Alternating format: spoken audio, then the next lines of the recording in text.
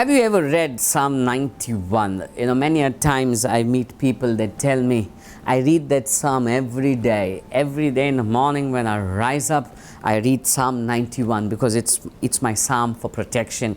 It's my cry for protection. It's my prayer to God to protect me.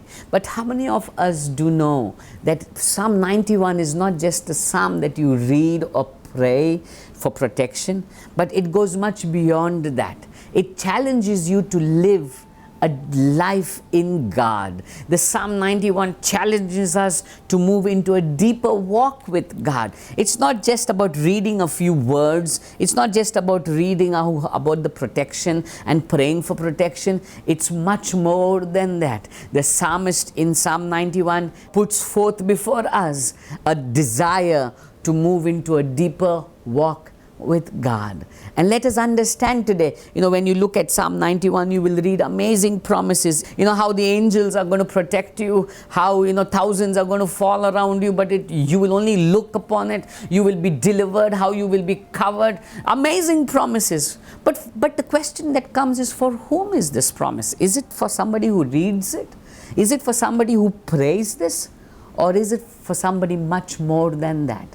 In Psalm 91 verse 1, we find the answer to that. In verse 1, he says, he who dwells in the shelter of the Most High. So for whom is this promises? For whom is this prayer, or for whom is this protection available? It's for someone who dwells in the shelter of the Most High. He says, for such a person, he who dwells in the shelter of the Most High, such a person will abide in the shadow of the Almighty. Will abide in the shadow of the Almighty. When you talk about the shadow, that means the Almighty will be covering the one who abides in Him. He'll be covering him. No matter how much the sun rays, no matter how powerful the hardships that hit you, that try to come over you, it will be God that will be covering you. This psalm is not just to be prayed or not just to be claimed, but this psalm speaks or invites you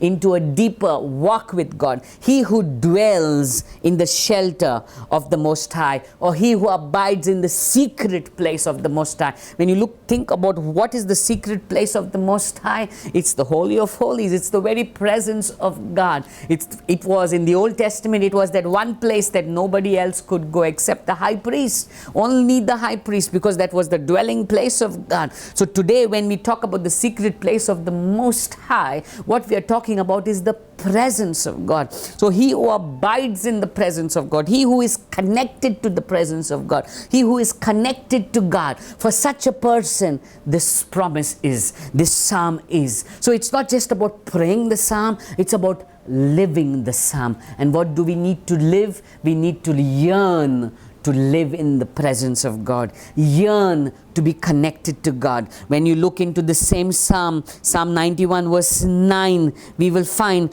because you have made the Lord your dwelling place, the Most High who is my refuge, no evil shall befall you. Because, so what does he say? Because you have made the Lord your Most High, your dwelling place. Because you have made God your dwelling place. Because you are connected to God.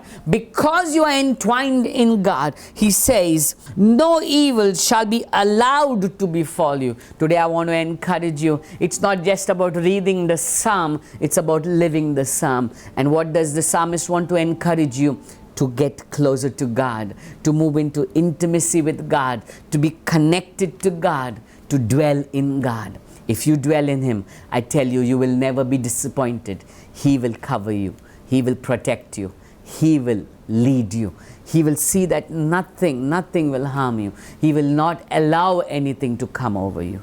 I want to encourage you today, dwell in Him and you will have life.